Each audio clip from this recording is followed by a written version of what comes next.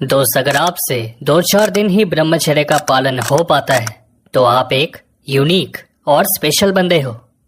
ये तारीफ नहीं, आपकी सच्चाई है।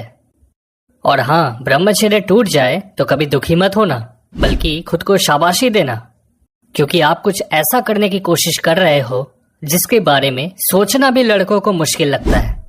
तो आप वैसे भी उनसे बहुत आगे हो, लेकिन ये सोचकर रुकना नहीं है, आगे बढ़ते रहना है, क्योंकि यही 2 दिन आगे जाकर 200 दिन की ब्रह्मचर्य स्ट्रीक बनने वाली है। और ये जरूर होगा अगर आप कुछ बातों का ध्यान रखते हैं तो। ध्यान से सुनना, जिंदगी भर काम आएगा आपको ये।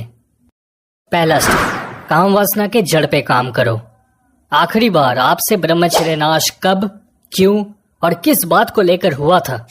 क्या आप उस समय खाली बैठे हुए थे? ये सारी चीजों पर विचार करके खुद से कहो कि आज के बाद मैं यही सारे काम नहीं करूंगा। ऐसा वातावरण ही बनने नहीं दूंगा जिससे मेरे ब्रह्मचर्य को नुकसान पहुंचे। दूसरा स्टेप, अपने दिमाग को किसी काम में बिजी रखने की आदत डालो, क्योंकि दिमाग से ही चीजें बनती और बिगड़ती हैं। खाली दिमाग को ऐसे ही शैतान का घर नहीं कहा जाता। ये तुम्हें ईश्वर के रास्ते से भटका के शैतान के दरवाजे पर खड़ा कर देता है। तीसरा स्टेप, अपने फोन में किसी महात्मा का वॉलपेपर लगाएं, ताकि आपको याद रहे अपने ब्रह्मचर्य के लक्ष्य के बारे में और अश्लीलता से बचा जा सके। अपनी मूत्र इंद्री पे बार बार हाथ ना लगाएं, पेट के बल ना सोएं, और इस चीज का ख्याल रखें कि शरीर में उल्टा सीधा खाना ना जाए। और नाइटफॉल जिनको होता है वो सुबह 3:30 बजे तक उठ जाया करें, बहुत फायदा होगा। स्टेप नंबर 4, अच्छी संगति बनाएं।